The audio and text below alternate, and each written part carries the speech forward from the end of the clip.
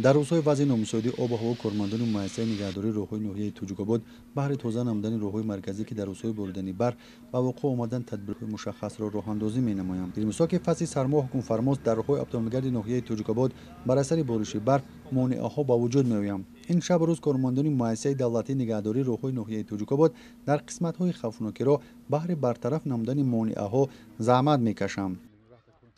امروز از ساعت 5 صبح کارمندان مؤسسه دولتی نگهداری راههای ابطالمگرد ناحیه توجک‌آباد با مقصد تازه نمودن راهها و پاشیدن مواد ضد لغزش سفربر کرده شدند که ما کارمندان مؤسسه کوشش می‌نماییم که در مهلت کوتاه مشکلات را برطرف نموده رفت آی شبانه روزی نقلیات را تامین نماییم.